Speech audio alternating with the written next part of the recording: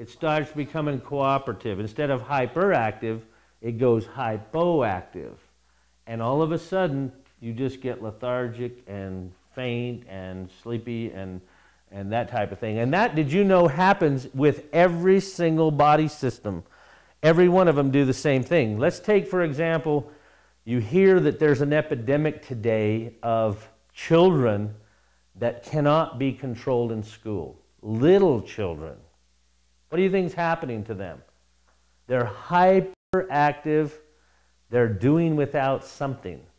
Think about little children who are waking up in the morning and having Cheerios and cornflakes and sugar pops and all these cereals that are refined foods. There's nothing in them, very much. A few enriched vitamins, which is not considered all that healthy, okay? And they're having homogenized milk before they go to school. You know, just blank food. Enriched just to make us feel good, all right? White bread with jelly on it, okay? Do you realize what happens to people when they eat like that for 3 or 4 or 5 years? And then they're having the great balanced school lunch. Hot dogs, okay? Pork snouts and chicken rinds and that kind of stuff, you know? Chicken beaks, we call them. But anyway, you know, the things that they're eating all day aren't that healthy for them.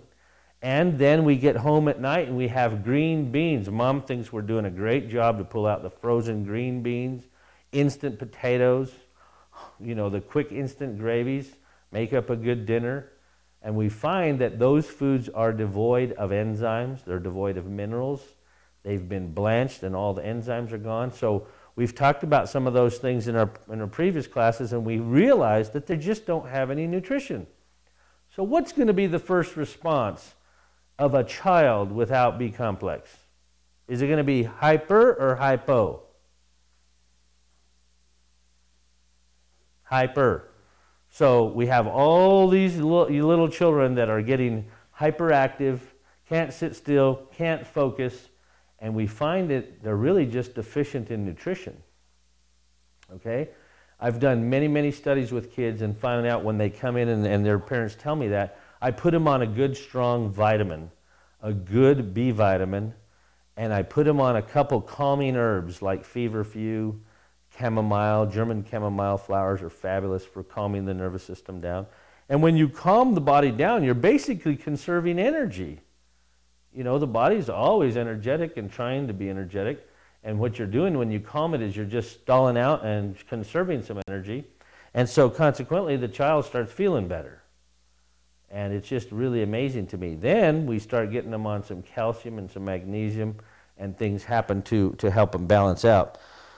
What happens long enough or over a long period of time if the person stays in a hyperactive state, let's say from age 5 to 6 or 7, and they keep the same diet and nothing changes, and in fact stress gets harder, school gets harder, kids at school are a little rougher, you know, now I got a bike, now my 2 brothers are chasing me all the time and doing things to me, other kids in there, I mean, life just gets tougher and tougher, and this same diet's going on.